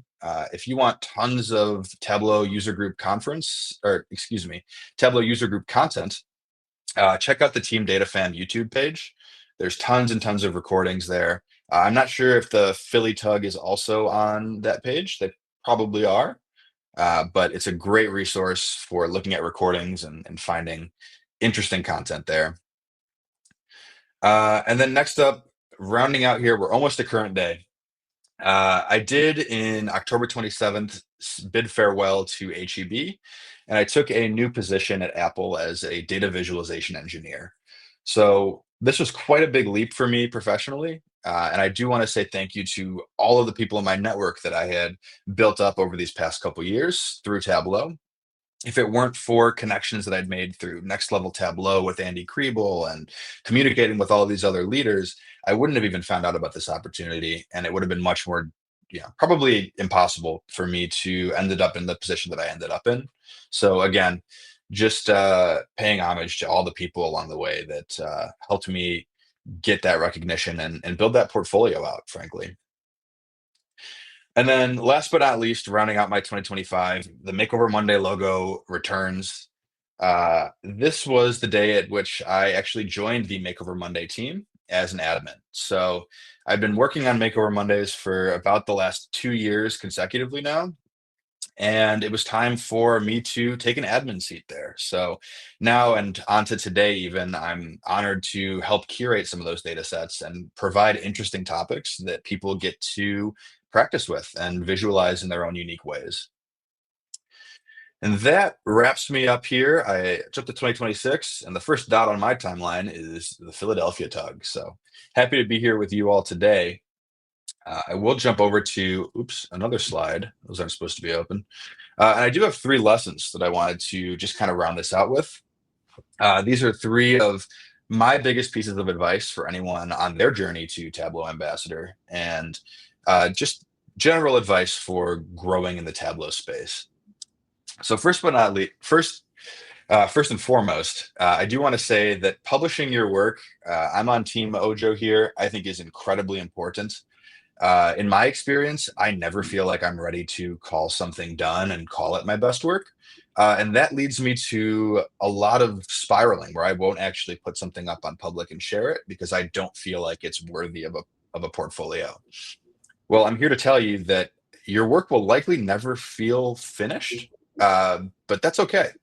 So I think that showing a portfolio that includes progression is much more compelling than just having a portfolio of perfect visualizations from the beginning. I think it's very difficult to enter your Tableau journey and start to make those excellent visualizations. So just feel encouraged to share stuff. You can always take it down if you need to, but I highly recommend publishing things as frequently as you can, just to get it out there. The second lesson that I have really leans into being a lifelong learner, and this is to stay a student. So as soon as you accept that there will always be more things to learn, the sooner that you'll be ready to accelerate some of that learning. For me, this came through Next Level Tableau, but there are tons of other courses or ways that you can really invest in yourself to accelerate your learning, solidify your foundation, and continue to make more and more incredible things.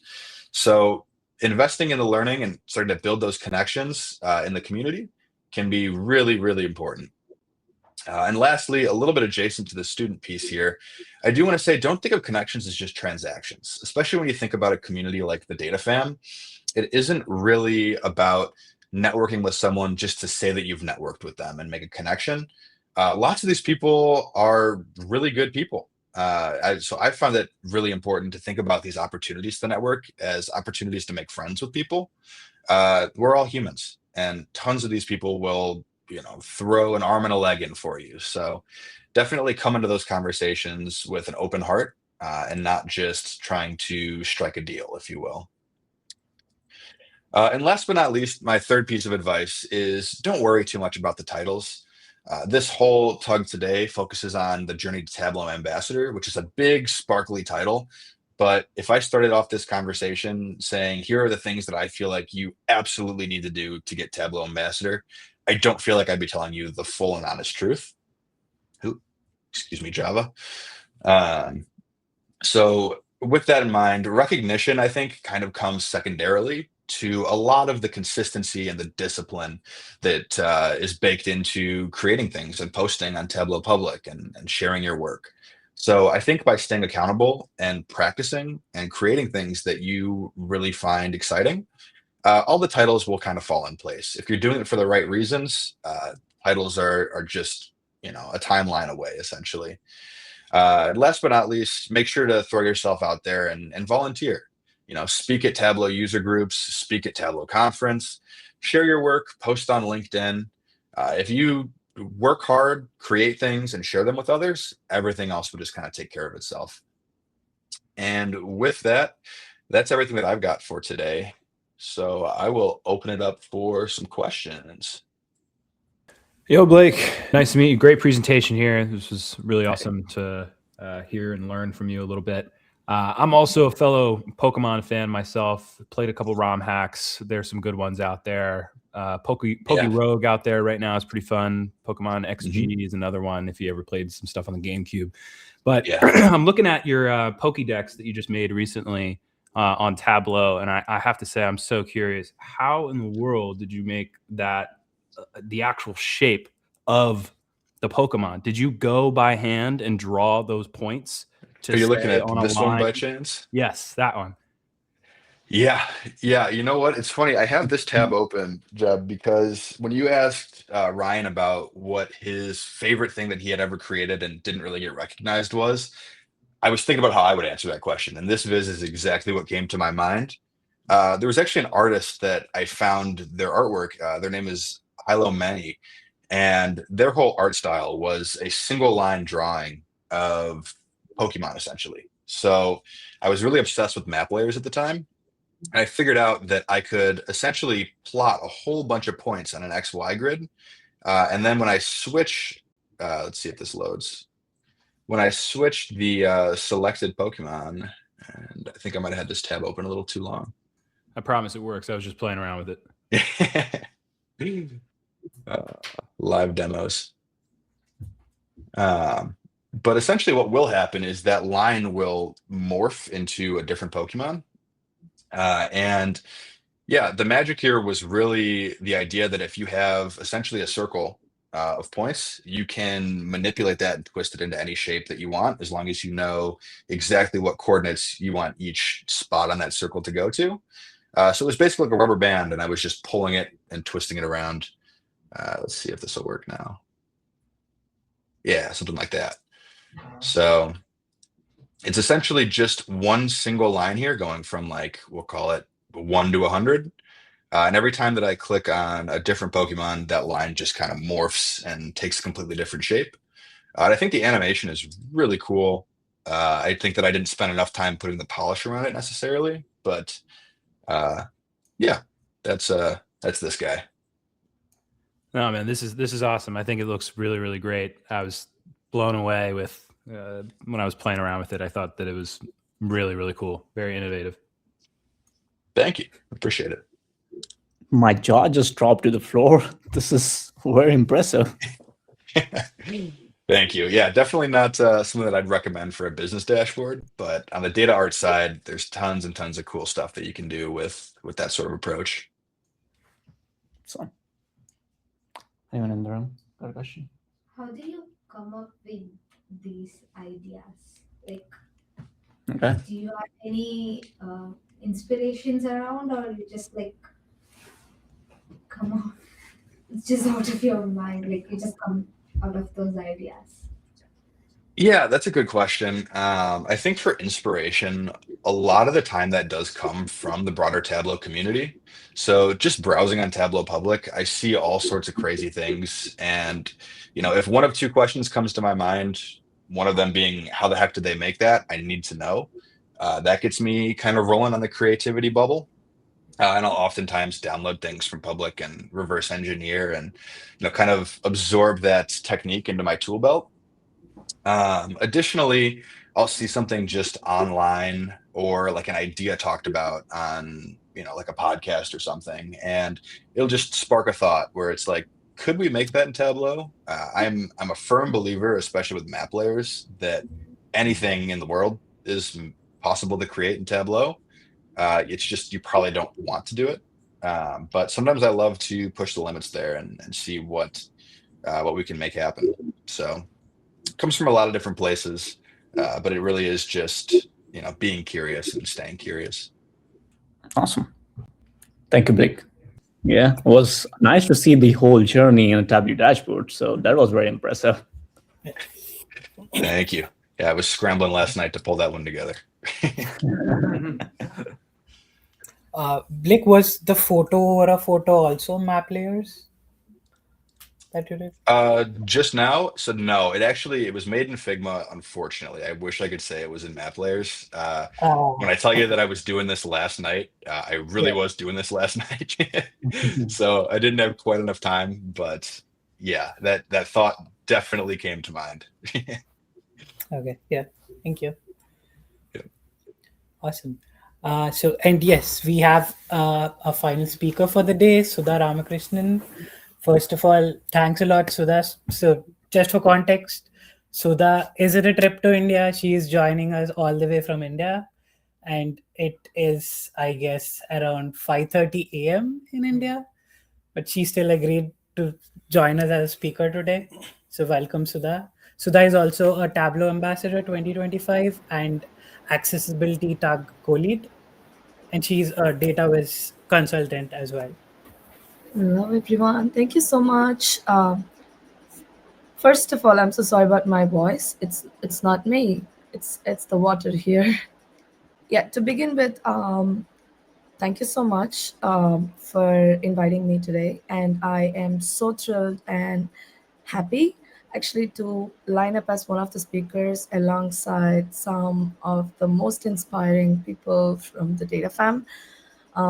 I literally started learning Tableau by watching videos of many people, from the DataFam, especially Ojo. He's a big inspiration. And Ryan, I watched him doing, the dashboard in the Ironverse in last year in San Diego. It's really like a surreal moment. So again, I'm Sudha Ramakrishnan. I work as data visual consultant at Prime Therapeutics. I'm also one of the Tableau ambassadors this year, and I co-lead Accessibility Talk, where we talk mostly about the accessibility part of Tableau, like accessibility features and stuff. Other than this, I am a big Potterhead, and I love spending time with my dog. And yeah, pretty much I am a homebird. So it's just me, work, and Tableau. That's it. So I just want to share my timeline on how I got into Tableau and how exactly it all panned out. To begin with, it's my first job. That is in 2010 when I was a fresher, and I've done a few of the part-times before that. But my first IT job was on 2010. That was in a tech giant, and it was very exciting. But I kind of wanted to explore more than what I was doing there.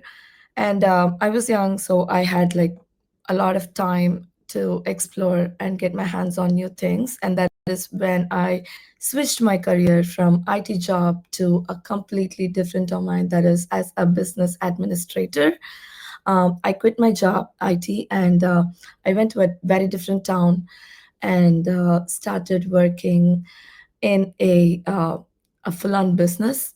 I learned business, and that is where I met a lot of interesting people, handled a lot of customers, and that gave me so much confidence, actually, and a new perspective of how I want my career to be, like something exciting, something that I want to wake up and start, like love doing it, instead of doing something monotonous and just the same task repeating.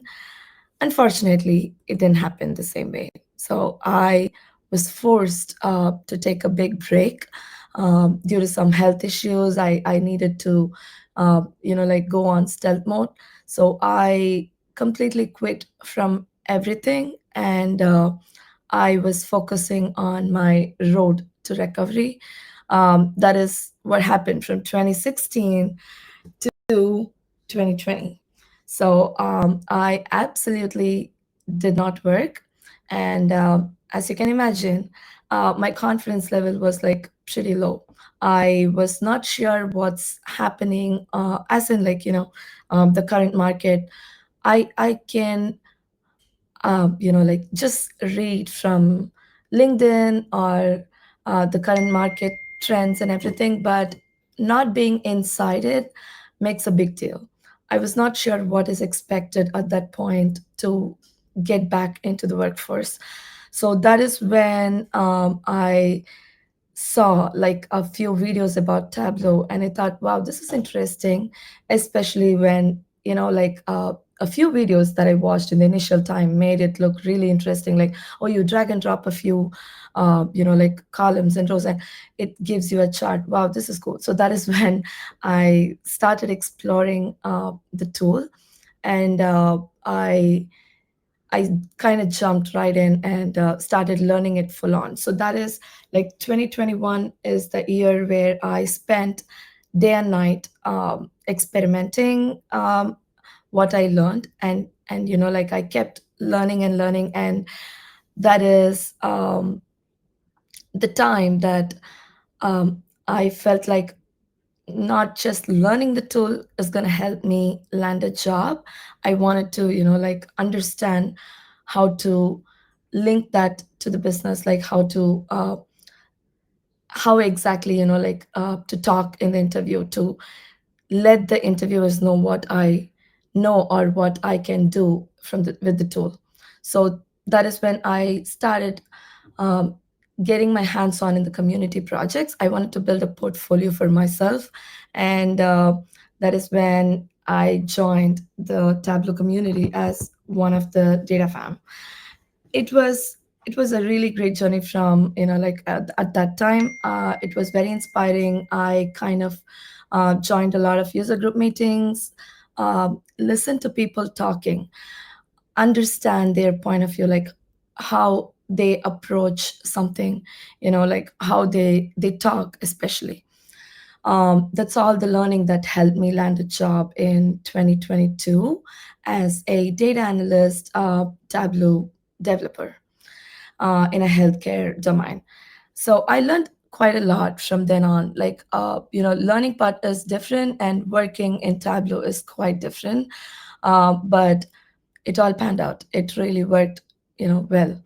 And when I so it was like going on like that for a couple of years. I was just doing my work and log out, and that's it. Doesn't think about Tableau or the data fam much, as in, like, the contributing part. So the first time I kind of felt like the inclusive, like how exactly the data fam feels, is when I went to the conference, the Tableau conference, 2024 in San Diego. So I was a bit hesitant because I was like alone, and I was not sure what I was doing. I was not even sure like what I'm gonna get out of the conference. So where I went through Boston, and I was in the Boston airport. That is where I met some amazing people like Preeti Lodha, John Whitmer, and a lot more, like great people from the Boston Tug. And that kind of kick-started like a wonderful journey of Tableau conference. I met a lot of people, which whom I've never thought I'm gonna meet them in person, because I've like learned Tableau through their videos, and meeting them in person was like awesome. I did not expected that, and the way they treated everyone was amazing. It's like you're a fresher, you're a newbie, or you're an experienced person, doesn't matter. They kind of treat everybody the same, and the help that they could offer is phenomenal. That is when I felt like the more you give to the data fam, the more you get. Other than the titles, like Blake said, it doesn't matter what title you are in. But even a tiniest bit of knowledge that you share with the data fam is going to help someone. Like even a one person, if it helps one, that's going to make it work. So that is when I started, kind of sharing my journey, and uh, people started reaching out to me, especially like people who take a break and wanted to come back to the workforce, because it is not just about learning a technology or a tool and like start looking for interviews. It's about bringing back the confidence that you lost somewhere along the years. um, Everything feels new, everything feels different. Like many times I felt like, what am I doing? Is it right, or am I doing something really odd? Is there anything that I need to improve? So I was ready to offer the same help that I received from many people. And that is when the road to Tableau ambassador journey was began. I believe that way. Um, so I kind of, started scheduling time with people. I mean, it is not about teaching someone, it is about just being there for someone. So we kind of like talk and go through some situations, or if I'm doing something, or if I like some chart, like we just talk about it. So it's about forever learning. It is. I don't think anyone will accept that they are pro in something. It's like a learning curve. Every day, every time we see a new dashboard, we see something different, we kind of learn it. So I have like so many dashboards saved in my device, and every time I see something different, I save it. I go through every single detail, and it is amazing to see how people approach a same data set, especially in community projects like Makeover Monday, and BizWiz 52, which I miss. Aujo, if you're seeing it. So all these things are really important, and I felt like every single one of these are a step in my Tableau career. And the Tableau ambassador role is something that I did not expect at all. And many times I thought, why or how did I get it? But I really believe that I helped someone along the way to like either gain confidence, or just sharing my journey, or like in some tiny way. So and still I get inspired, and when a message pops up in LinkedIn from people from the data fam, that really lit up my whole day. So I think that is all about the data fam, giving and sharing. So I believe this is like a cut shot of my Tableau ambassador journey. And if you want to reach out, and I'm pretty much always available in LinkedIn. So do text me. I mean, do send me a DM. So I think I've cut shot it at really, like maybe 5 minutes. I took 5-10 minutes. That's it. Oh, but it was very inspiring, Sudha. Thank you so much. It was nice to see how you took a break and then again getting back into the workforce and getting that Tableau title within, I guess, like 5 years. So it's very inspiring. And thanks so much for presenting. It was very inspiring to see your journey. Awesome work. Thank you so much. Anyone has any questions for Sudha or for anyone? Yeah, go for it. I think We have a question in the room. Yeah, go for it. Yes, So when we have. Oh, sorry. Yeah, go ahead. when you had a lot of changes in your career, and when you come into the Tableau role, how did you face the real world problems? How did you solve it with the um, like with the dashboards? Like Uh, yeah, yeah, go ahead. Finish it off. No problem. no, from the just like getting like creating few projects in the makeover pages to a real world experience, or like the companies whatever they ask us to build with the Tableau. How do you share look into those transactions? Yeah, that's actually an interesting question. When I was job hunting, um, I really had, asked myself, like, how exactly am I gonna do this? Because all I have done is like community projects. But I kind of started realizing, like once I got the job and once I started building dashboards, I realized that um, it is not that different. It is not like polar opposites. I can relate, especially when I see the data set, or when I see the requirement. I kind of uh, navigate with a lot of questions, and that helps me understand. And I somehow, I'm not sure, but I kind of connect or make multiple scenarios in my brain. Like, okay, maybe just give them this chart. This is going to work for this, or this is going to work for that. But it took some time for me to adjust to the real time, like dashboards. But I would say it is not that different.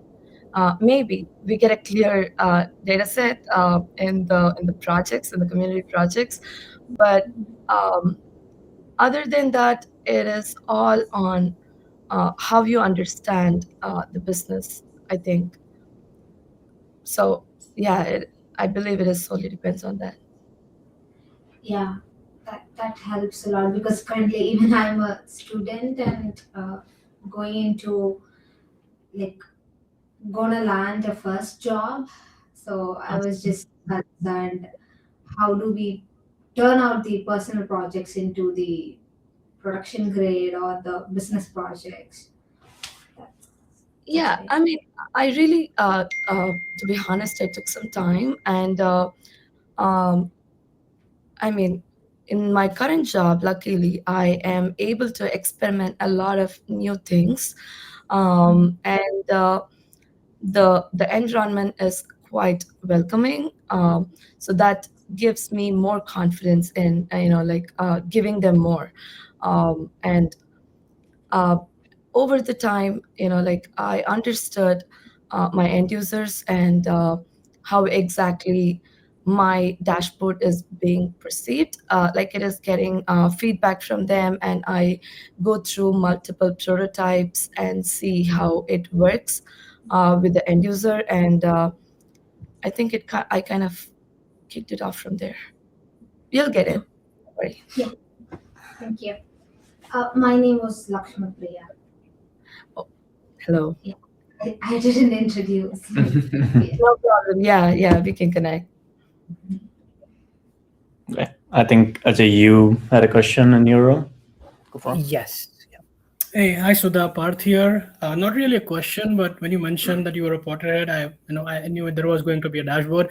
I looked at it; it's like looks amazing. I looked at it on my phone, so I haven't looked at it close. But it definitely has inspired me to create something similar.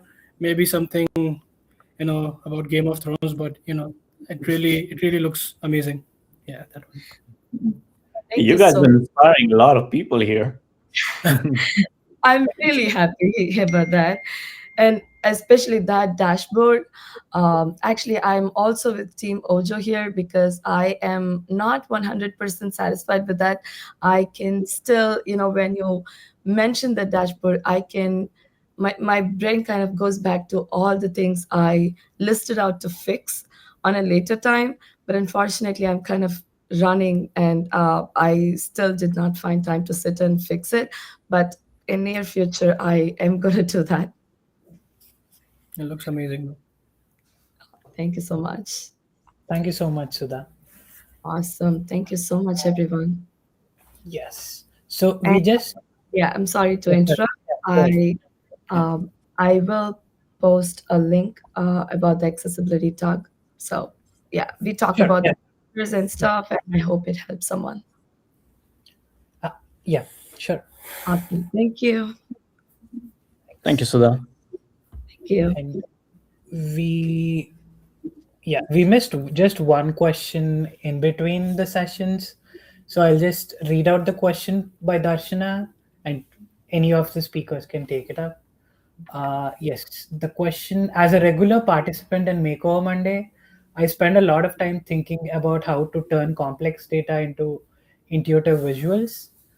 From your perspective, as we move towards AI generated insights, how much weight should we still be putting on pixel perfect design versus speed of automated good enough chats? Yeah, I can give that one a go. I think you can answer that in different ways. This is my take on it. I think you really have to think about the audience or the user that you're designing for or developing for, right? If they're an executive or a C-suite person, they're going to want speed to insight.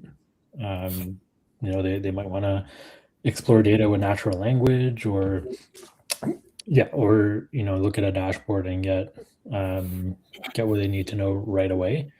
So I think from that standpoint, they would want maybe some automation or visuals that will give them quick insight. But if you're developing for an analyst or people who actually want to dig in and explore data through a dashboard, then I would think you would want to put more thought into design and building things that are more usable. So I think you could go both ways with that, depending on who you're building for and who the ultimate audience is. But yeah, there might be other perspectives.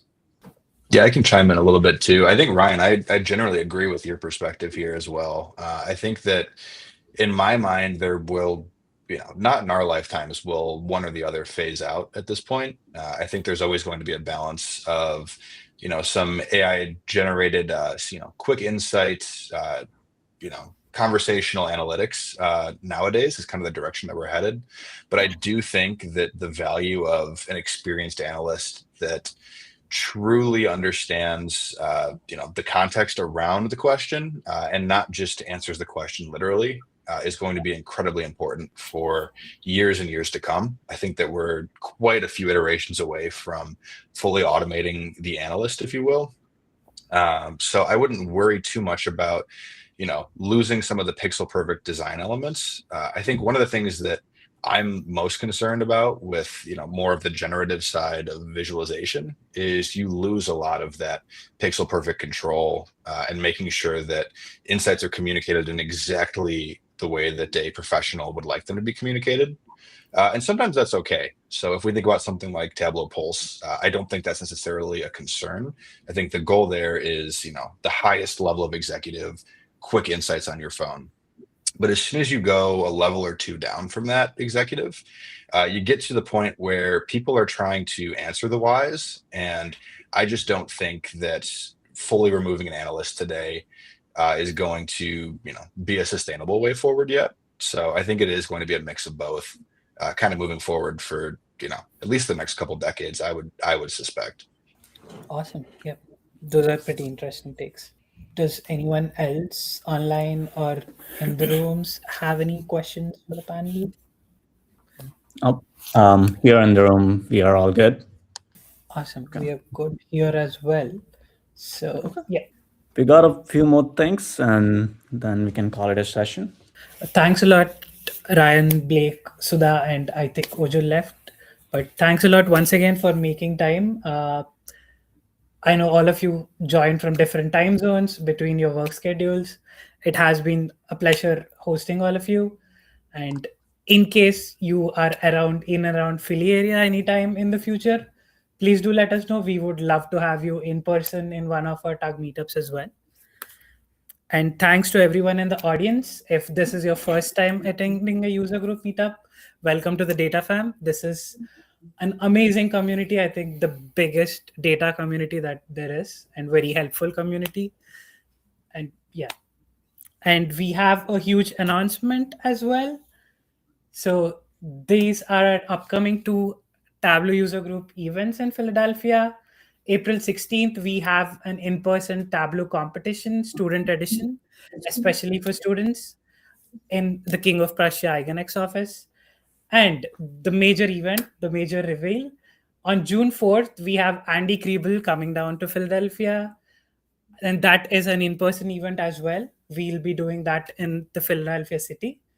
Andy Kriebel is one person I believe everyone in the data fam touched at least once, or at least in the beginning, at least in my case. The first thing I searched for a Tableau guide YouTube video, it was Andy explaining something. And all our speakers mentioned at some point they worked or they learned from Andy as well. So thank you so much once again, everyone, the speakers and the audience. It was a pleasure hosting in person and online as well. And thank you so much for all the audience who came and joined in person. We appreciate you very much. And thank you so much to all the presenters, and have a good one.